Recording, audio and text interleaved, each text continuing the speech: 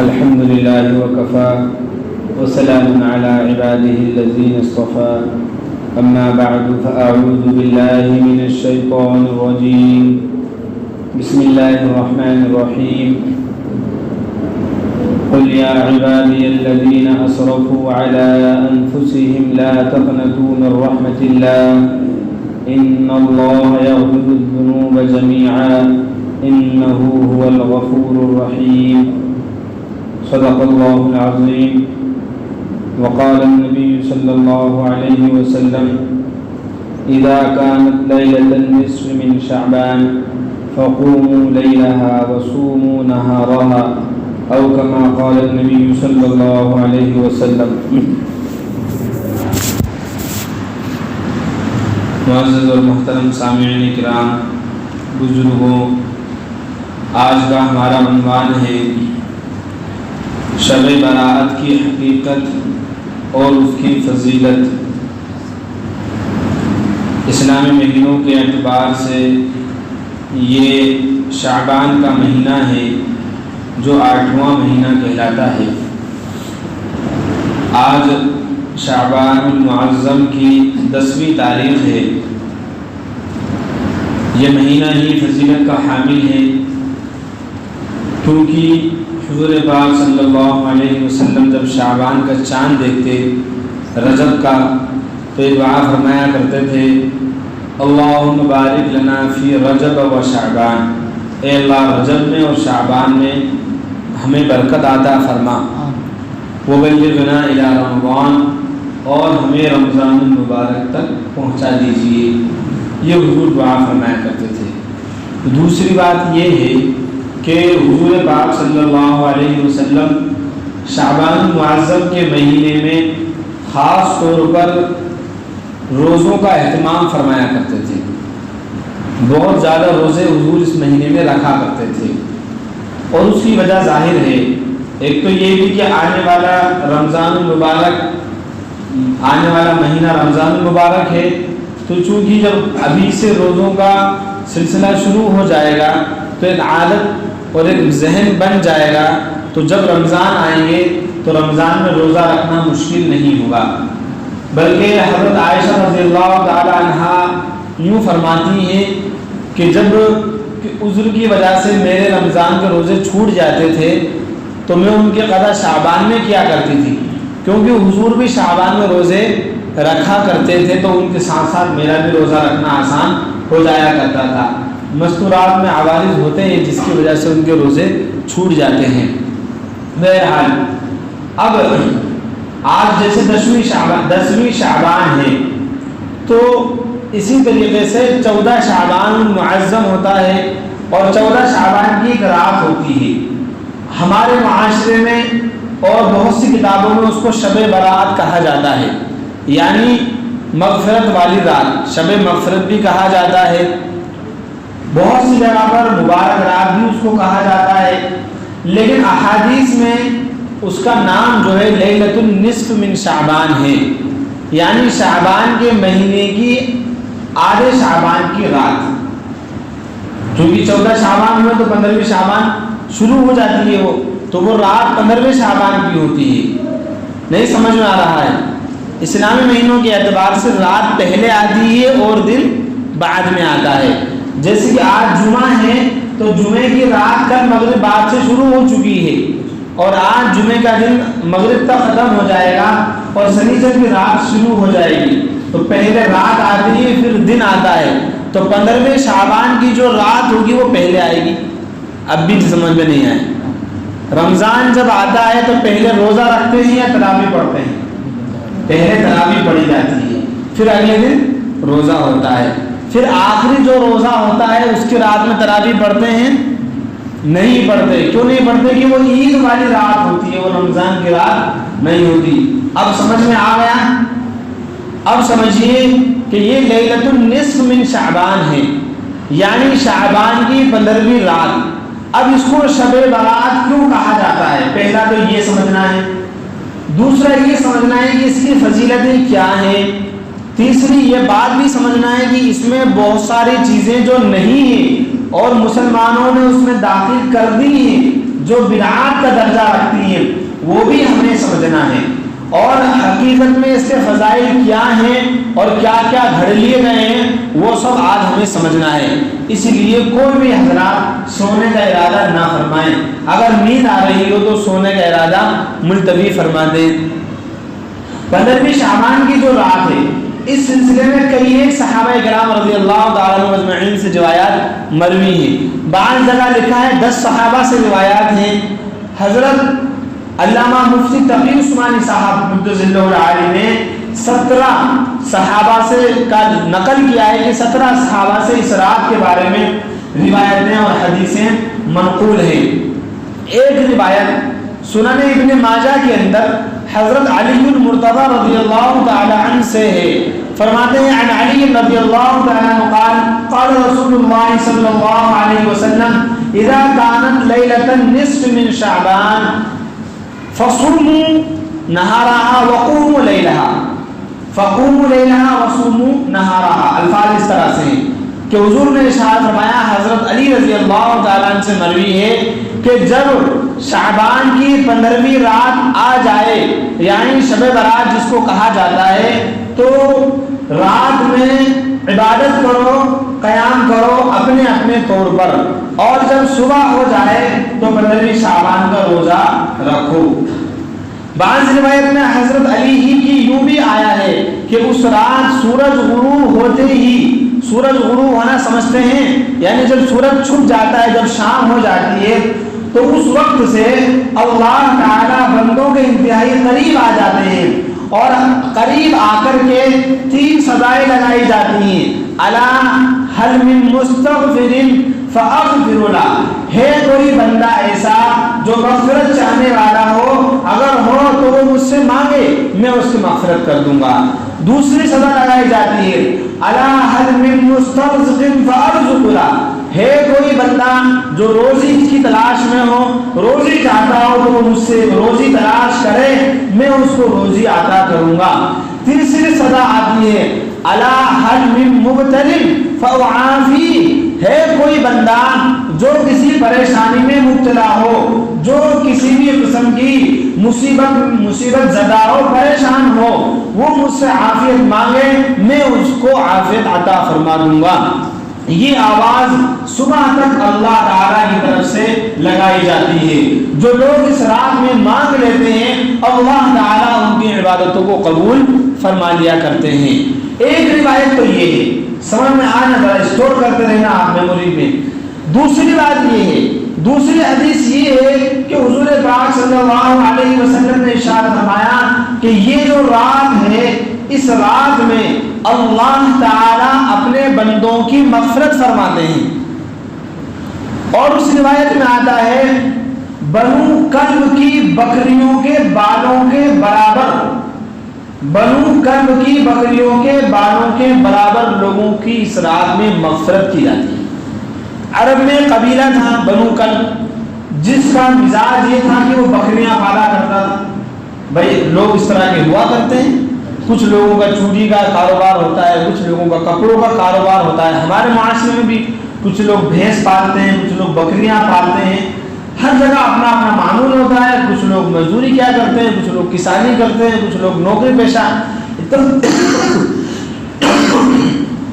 عرب میں بنو کلب جو تھا وہ بہت بکریاں پالا کرتا تھا۔ تو مثال کے طور پر فرمایا کہ بنو کلب کی جتنی بکریاں ہیں، ان بکریوں کے جسموں پر جتنے بال ہیں، ان کی تعداد اللہ کے سوا کسی کو نہیں معلوم۔ فرمایا ان بالوں کی تعداد کے برابر اللہ تعالیٰ اس رات میں یعنی 15ویں شعبان کی رات میں اللہ تعالیٰ لوگوں کی مغفرت فرما دیتے۔ یہ ایک حدیث یہ ہے۔ ایک حدیث وہ ہے جو سیدنا حضرت عائشہ صدیقہ رضی اللہ تعالی عنہا سے مروی ہے۔ اس روایت میں یہ ہے کہ حضرت عائشہ رضی اللہ تعالی عنہ فرماتی ہیں ایک مرتبہ میں حضور پاک صلی اللہ علیہ وسلم اور ہم لیٹے ہوئے تھے، رات میں میری جب نیند کھلی تو میں نے بستر پر سے حضور کو غائب پایا۔ مجھے تجسس ہوا کہ حضور کہاں چلے گئے، کہاں تشریف لے گئے۔ میں نکلی اور دھیرے دھیرے میں پہنچی جنت البقیع، जन्नत अल-बकी में मैंने हुजूर पाक सल्लल्लाहु अलैहि वसल्लम को पाया। जन्नत अल-बकी के अंदर हुजूर पाक सल्लल्लाहु अलैहि वसल्लम को पाया। अगर आपने देखा होगा अल्लाह ताला ने जिनको मदीना मुनव्वरा की ज़ियारत नसीब फरमाई है तो वहाँ मस्जिद नबवी जहाँ पर इमाम साहब इमामत करते हैं उसके पास में हुजूर का रोज़ा है। वही जो है हज़रत आयशा रज़ियल्लाहु ताला अन्हा का घर था जो हुजूर का हुजरे मुबारक था, और उससे बिल्कुल थोड़ा सा दूर जाकर के जन्नतुल बकी वहां पर मौजूद है। तो हज़रत आयशा फरमाती है कि मैंने हुजूर को जन्नतुल बकी के अंदर पाया तो हुजूर समझ गया। हुजूर ने फरमाया आयशा तुम मुझे तलाश कर रही हो, क्या अल्लाह का रसूल तुम्हारे साथ खयानत करेगा? नहीं। फिर हुजूर पाक सल्लल्लाहु अलैहि वसल्लम ने फरमाया आयशा ये 15वें शाबान की रात है, ये लैलतुल निस्फ मिन शाबान है। इस रात में अल्लाह ताला बेशुमार लोगों की मग़फ़िरत फरमाया करते हैं और उसमें ये रिवायत है। अब ये तमाम रिवायतों को अगर जमा किया जाए तो कुछ बातें निकलती हैं। नंबर 1, इस रात की फजीलत है। फजीलत इस तौर पर कि हज़रत अली रज़ियल्लाहु ताला की रवायत से पता चलता है कि इस रात में आप इबादत करें और इसके बाद वाला जो दिन आएगा यानी 15वीं शाबान उस दिन का रोज़ा रखें। तो ये रोज़ा रखना मुस्तहब है, रात में इबादत करना भी बड़ी फजीलत और सवाब का काम है। नंबर 2, इस रात के अंदर अल्लाह ताला बेशुमार लोगों की मग़फ़िरत फरमाते हैं, मुसीबत ज़दा लोगों की परेशानियों को दूर फरमाते हैं और अल्लाह ताला रिज़्क़ में परेशान हाल लोगों को रोज़ी नसीब फरमाते हैं। लिहाजा इस रात में अल्लाह से मांगना, मग़फ़िरत मांगना, आफियत मांगना और रोज़ी मांगना, अल्लाह से मांगना, तो अल्लाह ताला इस रात में अता फरमाते हैं। तीसरी जो हज़रत आयशा रज़ियल्लाहु ताला अन्हा से रिवायत है उससे पता चलता है कि हुजूर इस रात में कब्रिस्तान तशरीफ ले गए थे। तो एक अमल ये भी यहाँ से निकलता है, इसकी मज़ीद वज़ाहत अभी और हम करेंगे। चौथी बात, एक रिवायत में आता है कि हुजूर पाक सल्लल्लाहु अलैहि वसल्लम ने इरशाद फरमाया कि इस रात में हर पैदा होने वाले बच्चे का मुकद्दर या उसकी रोजी लिखी जाती है। और ये भी है रिवायत में कि अल्लाह ताला इस रात के अंदर तुम्हारे अमाल जाते हैं और अल्लाह ताला की तरफ से तुम्हारा रिज़्क़ और तुम्हारे लिए फैसले उतारे जाते हैं। इन सब रिवायतों में ज़ुर्फ़ है, कमज़ोरी है, वो आपका मौजू नहीं है, आवाम का उलमा उसको समझते हैं। हदीस की बारीकियां सनद के एतबार से कुछ ज़ुर्फ़ और सुक़्म पाया जाता है। बहरहाल लेकिन इन अहादीस की वजह से ये रात अहमियत वाली हो गई, फजीलत वाली हो गई और इन अहादीस की बुनियाद पर ही उलमाए किराम ने इस रात को शब-ए बराअत का नाम दिया है। कौन सा नाम दिया है इसको? शब-ए बराअत का। 25वें पारे में सूरतुल दुखान के शुरू में पहले रुकू में आयत है इन्ना अंज़लनाहु फी लैलतिन मुबारका, कि हमने कुरान पाक को मुबारक रात में नाजिल किया।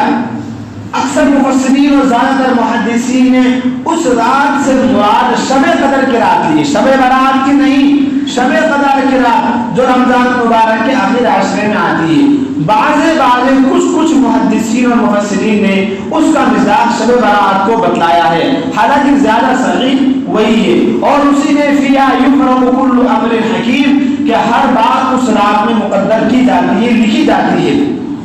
लेकिन हदीस से इस रात की जो है अहमियत और फजीलत हमें मालूम होती है, लेकिन इसमें उलू इस्लाम में पसंदीदा नहीं है।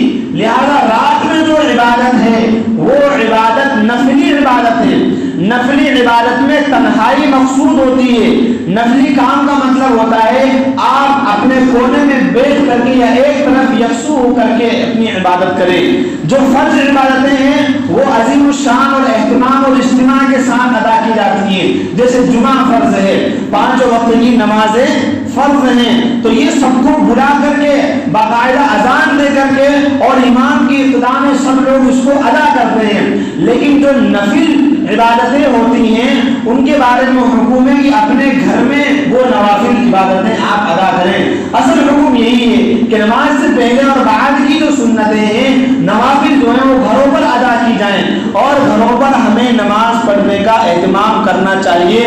بہت بڑی کمزوری ہے، ہم لوگ وضو بھی گھر پر بہت مشکل سے بناتے ہیں۔ بہتر یہ ہے کہ گھر پر وضو بنائیں، گھر پر سنت پڑھیں اور پھر اس کے بعد آئیں تو ہر قدم پر ایک گناہ معاف ہوگا، ایک نیکی لکھی جائے گی۔ مزید یہ کہ آپ کے گھر میں جب آپ وضو بنائیں گے آپ کو دیکھ کر آپ کے بچے وضو بنانا سیکھیں گے، آپ کی اہلیہ بھی وضو بنائیں گے، چھوٹے بھائی بھی وضو بنانا سیکھ جائیں گے۔ پھر جب آپ نیت باندھ کر کے اپنے گھر میں نماز پڑھیں گے اللہ تعالیٰ اس کی برکت سے آپ کے گھر کے اندر برکت عطا فرما دیں گے۔ گھر کے بچے نماز پڑھنا سیکھ جائیں گے، وہ دیکھیں گے کہ بچپن سے ہی ہمارے ابا نماز پڑھا کرتے تھے تو وہ بھی نماز پڑھنے والے بن جائیں گے۔ اسی لیے روایت کے اندر آتا ہے کہ سنو لا تجعلوا بیوتکم قبورا، اپنے گھروں کو قبرستان نہ بناؤ، اپنے گھروں کو قبرستان نہ بناؤ کہ وہاں کبھی کوئی نماز ہی نہیں پڑھنا۔ بلکہ میں نے ایک مرتبہ کہا تھا ایک بہت بڑے بزرگ کے حوالے سے کہ اگر فجر کی 2 سنتیں آپ اپنے گھر پر پڑھیں گے تو اس کی برکت سے گھر کی تمام اختلافات، گھر کے آپسی جھگڑے جو بہن بیٹیوں کے اندر ہوتے ہیں، ماں باپ کے اندر ہوتے ہیں، باپ بیٹے کے اندر ہوتے ہیں، وہ سب کے سب اس عمل کی برکت کی وجہ سے ختم ہو جائیں گی۔ لہذا تو عبادت کے اندر جو ہم یہ بتا رہے تھے کہ نفل عبادت میں مقصود ہے تنہائی، لہذا جم گٹا لگا کر کے عبادت کرنا اس رات میں یہ مقبول نہیں ہے۔ خاص طور سے بہت سے لوگ نادانی کی وجہ سے، کم علمی کی وجہ سے صلاۃ التسبیح کی جماعت کرنے لگ جاتے ہیں یا تہجد کی جماعت کرنے لگ جاتے ہیں، یہ مکروہ عمل ہے، اس پر کوئی ثواب نہیں ملے گا بلکہ گناہ ملنے کے اس میں اثرات ہیں، کیونکہ یہ ایک مکروہ عمل ہے، اللہ اس کو پسند نہیں فرماتے۔ لہذا اپنے طور پر اس رات میں جتنی عبادتیں ہو جائیں کر لی جائیں، ورنہ اپنے گھر جا کر کے سویا جائے۔ خاص طور پر 2 کام بہت اہم ہیں۔ نمبر 1 عشاء کی اور مغرب کی نماز جماعت کے ساتھ پڑھی جائے، آدھا گھنٹہ پہلے مسجد میں آؤ، قرآن پاک کی تلاوت کرو، تمام سنت و نوافل سے فارغ ہو کر کے کچھ عبادت کر لو، تلاوت کر لو، نفل پڑھ لو، جا کر سو جاؤ۔ صبح اٹھ کر کے توفیق ملے تو تہجد پڑھ لو، وہ بھی اگر مشکل ہو تو فجر کی نماز ضرور جماعت کے ساتھ پڑھ لیں گے، اس رات کی عبادت کا ثواب اللہ تعالیٰ ہمیں عطا فرما دیں گے۔ ورنہ اگر ہم رات بھر جاگے 3 بجے تک جاگے اور 3 بجے کے بعد جب کیپیسٹی ختم ہو گئی اور جسم نے سانس دینا چھوڑ دیا، اب ہم سوئے تو دن کے 12 بجے اٹھیں گے تو فجر بھی غائب ہو جائے گی، اور تو اس میں ثواب کے بجائے ہمارے لیے جو ہے گناہ اس میں ملتا ہے۔ اس کا اہتمام کریں۔ دوسری چیز، یہ جو رات ہے اس رات میں بہت سی ایسی چیزیں ہیں جو ہم نے اپنی طرف سے بنانی ہیں۔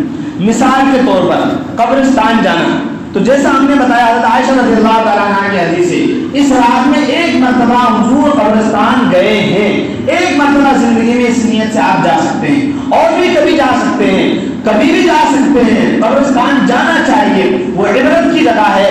حضرت عثمان غنی جایا کرتے تھے، وہاں رویا کرتے تھے، حتی تلت لحیتو، یہاں تک کہ ان کی داڑھی اور ان کے سینے تر ہو جایا کرتے تھے آنسوؤں سے۔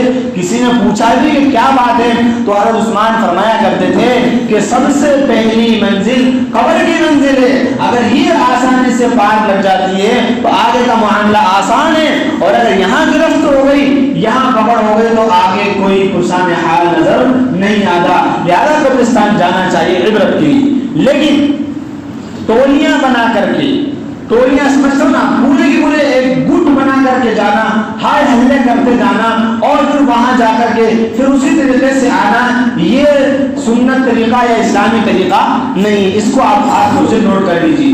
دوسری چیز، اس رات میں خاص طور پر نہانا، نئے کپڑے پہننا، خوشبو لگانا، یہ عمل بھی حضور پاک صلی اللہ علیہ وسلم سے ثابت نہیں ہے۔ جو ثابت ہے آپ کو بتا دیا ہے، اب بعد میں آئے ہو تو میری کوئی اس میں مجبوری نہیں ہے۔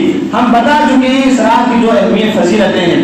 نہانا، خوشبو لگانا، نئے کپڑے پہننا ثابت نہیں ہے۔ اس رات کو تہوار کے طور پر منانا، گلیوں کو سجانا، قمقمے میں لگانا یا آتش بازی ہو تو ویسے ہی حرام ہے، یہ سب ناجائز اور گناہ کا کام ہے۔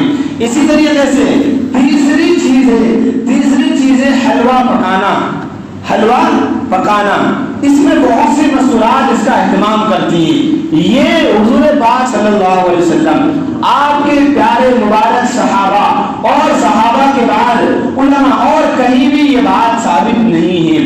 حلوہ پکانا، حلوہ بنانا یا کوئی بھی کام اس میں ثابت نہیں ہے۔ دیکھو، نئے کپڑے پہننا، قمقمے لگانا یا میٹھا بنانا یہ تہوار سے متعلق ہے، اور یہ ایک سیلیبریشن ہوتا ہے جو تہوار ہوتا ہے۔ اسلام میں صرف دو ہی تہوار ہیں، ایک عید الفطر اور ایک عید الاضحیٰ، وہ دونوں دن میں ہوتے ہیں، رات میں اسلام میں کوئی تہوار نہیں ہے۔ رات میں تو عبادت کی جائے یا آرام کیا جائے، رات تہوار کے لیے نہیں آتی ہے۔ لہذا رواج ہے، ہمارے یہاں بھی بہت سے لوگ ہمارے گھر بھی حلوہ بنا کر کے بھیج دیتے ہیں، یہ طریقہ صحیح نہیں ہے۔ اپنے گھروں میں جا کر کے مستورات کو سمجھائیں، آپ کو میٹھا کھانا ہے آج بنائیں، دن میں بنائیں، رات میں بنائیں، رمضان میں بنائیں، شوال میں بنائیں، کبھی بھی بناؤ، اللہ نے منع نہیں فرمایا، بلکہ میٹھا حضور کو پسند تھا، کھاؤ پیو کوئی مسئلہ نہیں ہے، لیکن اس کو فضیلت سمجھ کر کے خاص اس رات میں میٹھا بنانا یہ درست نہیں ہے۔ اس کے بعد مسئلہ آتا ہے آنے والے دن کا روزہ رکھنا۔ یہ روزہ رکھنا مستحب ہے، سنت نہیں ہے۔ اس روزہ رکھنے کا ثواب ہے، مستقل اس مہینے کے اندر ایک دو دن چھوڑ کر کے پورے شعبان کے روزے ہمیں رکھنا چاہیے۔ اس سے ہمیں رمضان مبارک میں روزہ رکھنے پر قوت اور طاقت ملے گی، کیپیسٹی بڑھ جائے گی، لہذا روزے رکھنا چاہیے۔ لیکن 15ویں شعبان کا روزہ رکھنا یہ مستحب ہے، ضروری نہیں ہے۔ جو رکھ لے گا اس کو ثواب ملے گا، اس کا فائدہ ہوگا، اس کا بھلا ہوگا۔ جو نہیں رکھے گا اس کے ساتھ ڈانٹ ڈپٹ نہیں کی جائے گی، اس کو برا بھلا نہیں کہا جائے گا، اس کو غلط نہیں سمجھا جائے گا۔ یہ اختیاری عمل ہے، جس کا جی چاہے کرے، جس کا جی چاہے نہ کرے۔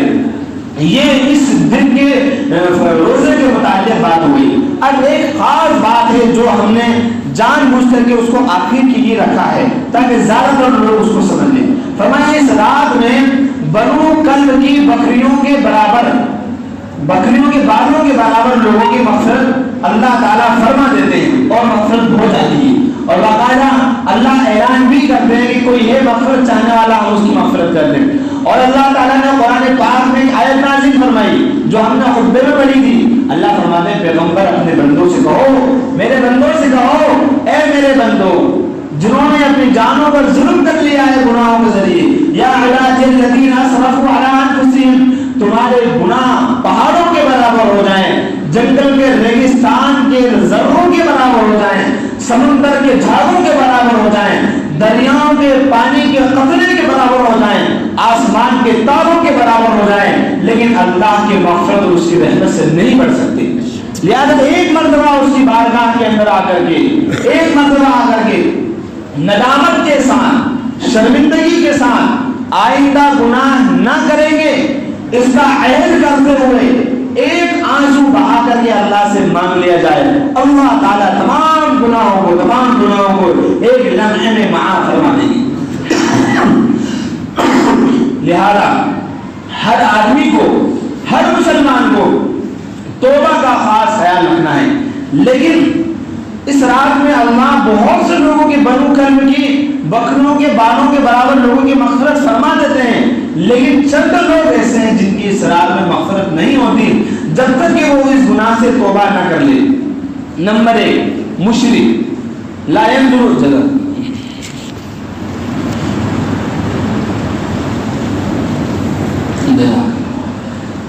لا ينظر اللہ تعالی الی مشرک، اس رات میں اللہ مشرک کو نہیں دیکھتا، مشرک کی طرف نظر نہیں فرماتے۔ بارہا بتا چکے ہیں مشرک کون ہے، جو اللہ کی ذات میں یا اللہ کی صفات میں کسی کو شریک ٹھہرائے۔ ایک مشرک وہ بڑا والا مشرک ہے جو دیوی دیوتاؤں کی پوجا کرتا ہے، اور ایک چھوٹا مشرک بھی ہے جو غیر اللہ سے اپنی نیازیں مانگتا ہے، جو اپنی پیشانیوں کو اللہ کے علاوہ دوسری جگہوں پر جا کر کے ٹیک دیتا ہے، منتیں مانگتا ہے، بچے مانگتا ہے، یا بچیاں ہیں تو لڑکے مانگتا ہے، یا صحت مانگتا ہے۔ یہ سب مانگنے کی چیزیں ہیں لیکن اللہ تعالیٰ سے۔ ایک مشرک ہو گیا، اللہ تعالیٰ مشرک کی مغفرت اس رات میں نہیں فرماتے۔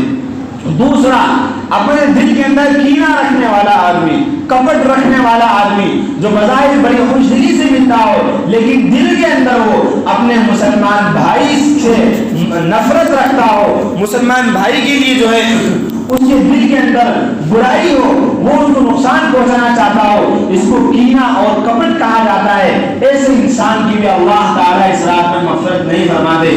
لہذا جو کوئی بھی اس برائی میں مبتلا ہو، میں یہ نہیں کہہ رہا ہوں کہ آپ مبتلا ہیں، ہو سکتا ہے میں خود مبتلا ہوں یا کوئی بھی مبتلا ہو سکتا ہے، وہ اپنے دل کو پوری امت کی طرف سے صاف کر لے، پوری امت کی طرف سے جس کے لیے بھی اس کے دل میں برائی ہے وہ سب کو اپنی طرف سے معاف کر دے، سب کو معاف کر دے کہ جس نے بھی جس کی طرف سے بھی میرے دل میں کوئی کمی ہے، کھوٹ ہے، میں نے سب کو جو ہے معاف کر دیا۔ نمبر 3، اس رات میں اللہ تعالیٰ رشتہ توڑنے والے کو معاف نہیں فرماتے۔ قاطع رحم، یہ رشتہ داری کو جوڑنا بہت بڑی عبادت ہے اور اس کو توڑنا بہت بڑا گناہ ہے۔ اللہ تعالیٰ نے رشتہ داری کو بنایا، رشتہ داری نے کہا اللہ مجھے لوگ توڑیں گے، آپ نے مجھے بنا دیا، کیا ہوا؟ فرمایا تیرا رابطہ مجھ سے ہے، تیرا رابطہ مجھ سے ہے، جو تجھے توڑے گا میں اسے اپنے رحمت سے توڑ دوں گا اور جو تجھے جوڑے گا میں اسے اپنی رحمت سے جوڑ دوں گا۔ یار جو رشتہ داری توڑنے والے ہیں، بھائی سے نہیں بول رہے ہیں، بہن سے نہیں بول رہے ہیں، ابا حضور سے نہیں بول رہے ہیں، والدہ محترمہ سے ان کی ناراضگیاں چل رہی ہیں، یا بلا وجہ کسی سے بھی ناراض ہوئے بیٹھے ہیں، دوستوں سے ناراض ہیں، رشتہ داروں سے ناراض ہیں، یا خاندانی لڑائیاں چلی آ رہی ہیں، وہ اپنے آپ کو ان برائیوں سے پاک کریں اور پھر جو ہے توبہ کر کے اللہ کے سامنے اس گناہ سے جو ہے توبہ کریں۔ اللہ معاف کرنے والا ہے۔ اور اس میں جن خاندانوں کے اندر برائیاں ہیں، میں خود آپ کو دعوت دے رہا ہوں، آپ ان کو بٹھا کر کے ان میں راضی نامہ کرائیں۔ ہماری ضرورت لگے رات میں، دن میں، صبح شام، کبھی بھی آپ بلا لیں۔ ایک گاؤں میں بھی ہم نے بہت برسوں پرانی لڑائی چل رہی تھی، وہاں 2 رات تک گئے، دونوں رات تک 2 بجی ہیں رات میں، لیکن اللہ سے دعائیں مانگی کی تو پھر اللہ نے وہاں پر جو ہے ان پورے پریوار کے اندر جو ہے صلح کرا دے، یہ اللہ کا فضل ہے۔ اور اس کے بعد چوتھا آدمی ہے جو اپنے پائجاموں سے ٹکنے کو، جو اپنے پائجامے کو ٹکنے سے نیچے لٹکانے والا ہو، یہ بہت بڑی گمراہی ہے۔ فرمایا اس انسان کی شب برات کے اندر بھی اللہ تعالیٰ مغفرت نہیں فرماتے ہیں۔ اس عمل سے توبہ کریں۔ ہمارے بہت سے بھائی جب نماز پڑھنے آتے ہیں اپنے پائجاموں کو موڑ کر کے نماز پڑھ لیتے ہیں، لیکن جیسے مسجد سے نکلتے ہیں وہ پائجاموں کو ٹخنوں سے نیچے گرا لیتے ہیں۔ یہ تکبر کی علامت ہے، لہذا اس سے ہمیں احتراز کرنا چاہیے۔ دنیا پرستی کے بجائے ہمیں نبی پاک صلی اللہ علیہ وسلم کے طریقوں کو جو ہے اختیار کرنا چاہیے۔ اس رات کے اندر ایک شخص اور ہے جس کی مغفرت نہیں ہوتی، وہ ہے شراب پینے والا، وہ ہے شراب پینے والا۔ اور کریں، نظر کریں ہمارے رشتہ داروں میں، ہمارے آپ سے قریبی دوست احباب میں کون بندہ ایسا ہے جو شراب پیتا ہے، اس کی تشکیل کریں، اس کو سمجھائیں اور شراب سے اس کو دور کریں، کیونکہ تمام کے تمام گناہوں کی، برائیوں کی جڑ ہے شراب پینا۔ اس سے جو ہے ہمیں بچانا ہوگا۔ اور سب سے آخری چیز ہے، اس رات میں جس بندے کی مغفرت نہیں ہوتی ہے وہ ہے عاق لوالدیہ، عاق لوالدیہ، اپنے والد اور والدہ، ابا حضور اور امی محترمہ کا نافرمان بندہ، جو اپنے والد گرامی کی نہیں سنتا ہو، اپنے والدہ کی نہیں سنتا ہو، ان سے زبانیں لڑا لیتا ہو، ان سے بحث کر لیا کرتا ہو، ان کی باتیں نہیں مانتا ہو، ایسے بہت سے لوگ ملیں گے آپ کو جو دنیا کے کام کرتے ہیں لیکن والد والدہ کی پرواہ نہیں کرتے، ان کی خوشی کو وہ محسوس نہیں کرتے۔ آپ والد والدہ کی قدر ان لوگوں سے پوچھیں جن کے والد والدہ ان کے بچپن میں گزر جاتے ہیں، جن کو کوئی سہارا نہیں ہے۔ دنیا میں بہت بڑی نیکی ہے کہ آپ اپنے والد والدہ کو راضی رکھیں۔ اور اللہ نے ارشاد فرمایا ہے کہ میری رضامندی والد والدہ کی رضامندی میں اور میری ناراضگی والد والدہ کی ناراضگی میں۔ اگر تم چاہتے ہو کہ تمہارے اللہ کو خوش رکھو تو اپنے والد والدہ کو راضی رکھو۔